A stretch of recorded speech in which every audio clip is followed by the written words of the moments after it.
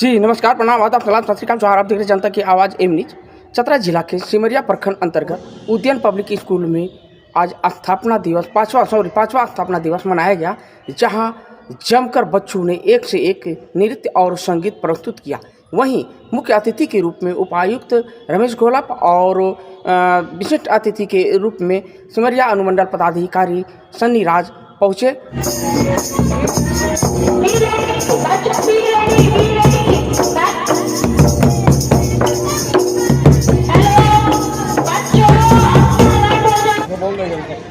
बब्बर बब्बर बब्बर शेर प्रेस से आए सभी लोगों, आप लोगों के लिए बैठने की व्यवस्था।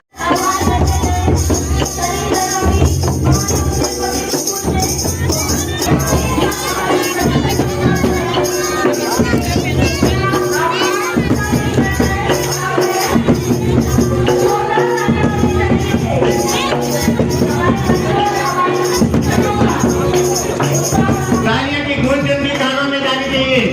जोरदार तालियों से स्वागत कीजिए।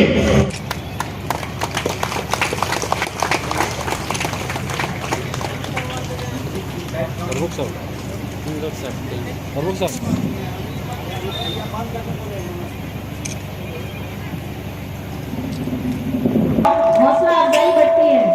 हम परिंदों के पर आपके ही हौसला अफजाई से उठते हैं।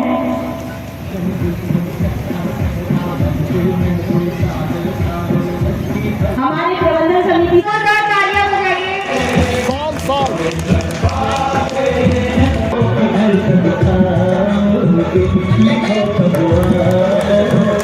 श्री सनी राज सर को मनोज चंद्रा सर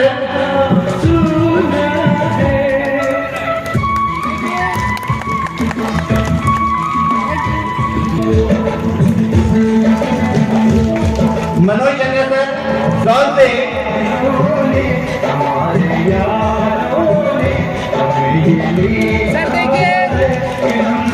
मेमेंटोस के लिए डॉक्टर पुष्पम श्री शुभम कुमार और मोमेंटो देंगे। ये हमारे लिए गर्व की बात है कि हमारे प्रखंड और हमारे जिले के सबसे उच्च उनको मोमेंटो देके सम्मानित करेंगी। रोहन साहब हमारे प्रमुख सिमरिया प्रखंड के प्रमुख।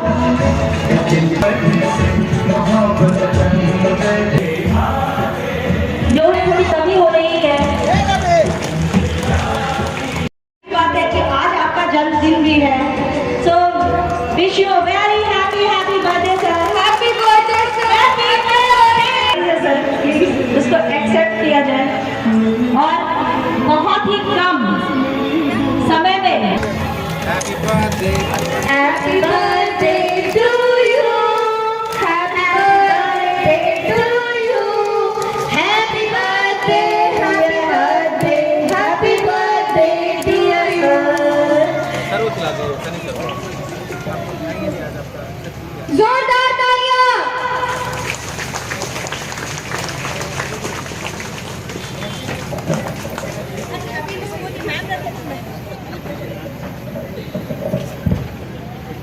लोग यानी 10 लोग बोलेगा तब जाके कोई कार्यक्रम शुरू हो।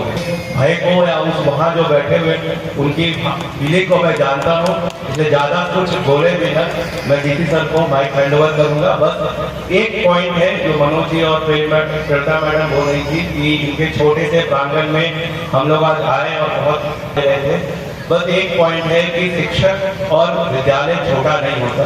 शिक्षक और विद्यालय की गोद में ब्रह्मांड का निर्माण भी है और उसका सर्वनाश भी। शिक्षक और विद्यालय कभी छोटा नहीं होता। और दूसरी बात यह है कि विद्यालय से बच्चे का पूरा डेवलपमेंट का एक रास्ता है। जब तक अभिभावक उसके डेवलपमेंट में नहीं लगते, तब तक अभिभावक का सैक्रिफाइस नहीं होता, तब तक बच्चा डेवलप नहीं करता। तो इस मंच पे मैं बस रिक्वेस्ट करूंगा सारे पेरेंट्स को कि आप अपना सैक्रिफाइस कंटिन्यू कीजिए। एजुकेशन और डेवलपमेंट दोनों सैक्रिफाइस मांगता है। आज मैं यहाँ खड़ा हूँ तो अपने पेरेंट्स के सैक्रिफाइस से। सर की स्टोरी सबको मालूम है, सर की मदर ने कितना सैक्रिफाइस किया था और सर की स्टोरी हम सब के लिए आइडल है। हमारे पेरेंट्स ने सैक्रिफाइस किया, उनकी इच्छा थी, आज हम यहाँ पहुँचे। तो हम ये बात कभी नहीं भूलेंगे। इसलिए मैं सारे अपने अभिभावक से रिक्वेस्ट करता हूँ, आप किसी भी परिस्थिति में इंश्योर कीजिए कि आपका बच्चा स्कूल आए, चाहे कोई भी पर्व हो, त्यौहार हो, कुछ भी हो, सबसे पहले होना चाहिए स्कूल आए। स्कूल का होमवर्क वो कर रहा है कि नहीं कर रहा है, आगे मिले। पेरेंट टीचर्स की मीटिंग रेगुलर हो। अपने बच्चे के डेवलपमेंट में आपको आगे बढ़ना पड़ेगा, तब होगा। स्कूल एक जरिया है। मैंने अपने जीवन में सरकारी नौकरी की शुरुआत शिक्षक के रूप में की थी और मैं हमेशा इस चीज को प्राउड फील करता हूँ। सारे सहयोग थे। आज घर में भी ये था कि आज बर्थडे है, एनिवर्सरी है, आज अक्षय तृतीया है, लेकिन हमने कहा कि एजुकेशन का प्रोग्राम है और उन्होंने बुलाया विशेष रूप से सिमरिया जैसे क्षेत्र में। अगर वो शिक्षा के क्षेत्र में फलक जगाने का काम कर रहे हैं तो हम इसमें जाएंगे। इसलिए बिना सोचे समझे हमने उनको कह दिया कि नहीं, हम आएंगे, आपके प्रोग्राम है। और बड़ी खुशी हुई है। आप जिस क्षेत्र में ये प्रयास कर रहे हैं, मैं भी जब अपने जीवन में पीछे मुड़कर अतीत में देखता हूं तो इसी तरह से हम भी कई सारे प्रोग्राम में आप जैसे सामने बैठे हुए हैं, उसी तरह से हमने भी वो पल अपने जिंदगी में देखे हैं। जिस गांव से मैं बिलोंग करता हूं वो 1000-1500 पॉपुलेशन का एक गांव है महाराष्ट्र में। प्रोजेक्ट अफेक्टेड विलेज का गांव स्थापित हुआ था और उसी गांव से एक बहुत सारे यहाँ बैठे हुए अभिभावकों के घर की स्थिति जो होगी, बच्चों के घर की स्थिति जो होगी, उसी तरह के हालात में पल कर सबसे दूर अगर मैंने पढ़ाई कहीं की है तो वो मेरे ब्लॉक लेवल पे की। 10वीं तक मेरे मामा का एक गांव था, इसी तरह से वहां भी स्कूल चलता था, उसमें मैंने 10th तक की पढ़ाई की और फिर ब्लॉक लेवल पे मैंने 11th-12th की देन एजुकेशन का डिप्लोमा या ओपन यूनिवर्सिटी से जो ग्रेजुएशन किया। मैं ये सब इसलिए बताया कि यहाँ बैठने वाले अभिभावकों को, बच्चों को अगर ये लगता है कि बहुत बड़े बड़े स्कूल में पढ़ते हैं, बड़े बड़े शहरों में पढ़ते हैं, ऐसी कोई बात नहीं होती है। आज अगर आप देखिएगा तो अलग फील्ड में जिन्होंने अपने पहचान बनाई है वो अधिकतर लोग इसी तरह के परिवेश में पले बड़े हैं, इसी तरह के परिवेश में पल बढ़कर वो आज बड़े हुए हैं। तो मेरा आपसे पहला तो आग्रह ये होगा कि कभी आपके बच्चों के मन में ये मत डालिएगा कि हम कहीं पे झारखंड के सुदूरवर्ती जिले के किसी सब डिवीजन के एक स्कूल में पढ़ रहे हैं। कि आज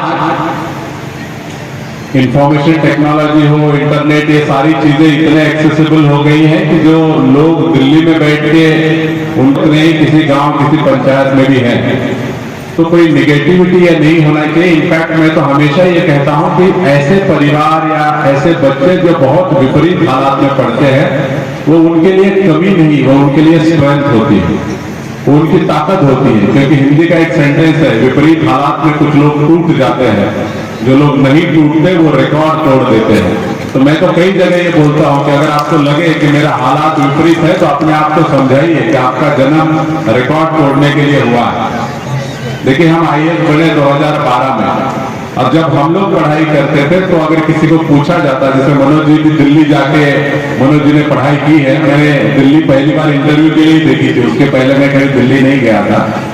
लेकिन जब हम तैयारी करते थे वो भी जानते हैं, अर्थात दिल्ली जाना उस टाइम पे था कि अगर किसी को IAS बनना चाहिए, बनना है, IPS बनना है या कोई भी बड़ा अफसर बनना है तो कैसे होना चाहिए। उसके जो भी 8-10 चीजें लोग बोलते थे कि ये होना चाहिए, उसमें मेरे पास एक भी चीज नहीं।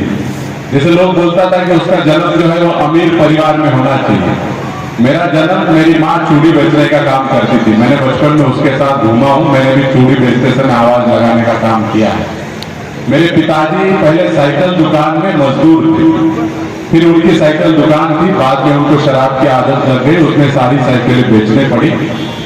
तो ऐसे नहीं था कि मेरा परिवार किसी अमीर परिवार में जन्म हुआ था।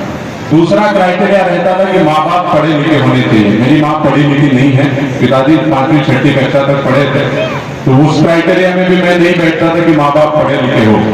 फिर लोग बोलता था कि अंग्रेजी मीडियम में आपका पढ़ाई होना चाहिए। मैंने कहा कि मैं सरकारी स्कूल में पढ़ा, गांव में कक्षा 1 से 4 तक पढ़ाई की मैंने। जिला परिषद के स्कूल होते हैं हम लोगों के यहाँ, ये जो सरकारी स्कूल है तो जिला परिषद चलाते हैं, तो उस स्कूल में मैंने अपना प्राइमरी एजुकेशन, मिडिल स्कूल भी मैंने गांव देहात में ही किया।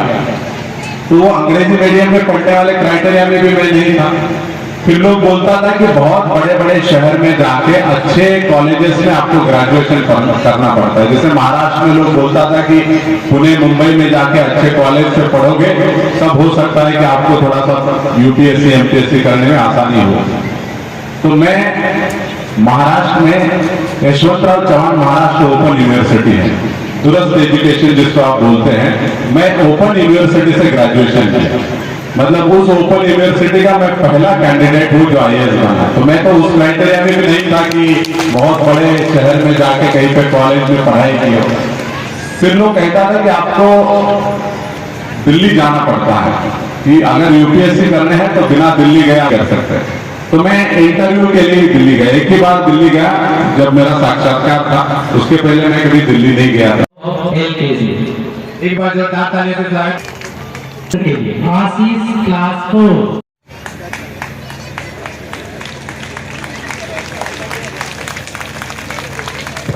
ये हमारे वो है कि शिक्षा तो सब दे सकते हैं। सर आज विद्यालय पहुंचे हैं, बहुत खुशी की बात है कि आज सिमरिया जैसे इलाके में आए। उद्यान पब्लिक स्कूल के एनुअल डे के फंक्शन पर जहाँ पर हम आए और काफ़ी अच्छा महसूस हुआ कि सिमरिया जैसे क्षेत्र शिक्षा के प्रति जो अलग जगाने का एक सकारात्मक सोच के साथ ये संस्थान खड़े करके चलाने का जो कार्य उद्यान पब्लिक स्कूल की पूरी टीम कर रही है।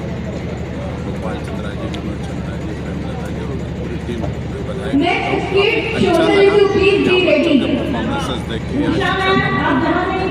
और मेरी शुभकामना है, उम्मीद करता हूँ कि इससे इस राज्य को पहचान दिलाने वाले भी बच्चों को। सर क्षेत्र में बहुत ऐसे निजी विद्यालय हैं जो बगैर निबंधन का चला रहे हैं, सर इस पर क्या कहेंगे? उसको जब स्पेसिफिक कुछ आप भेजिएगा तो उसको देखेंगे। सर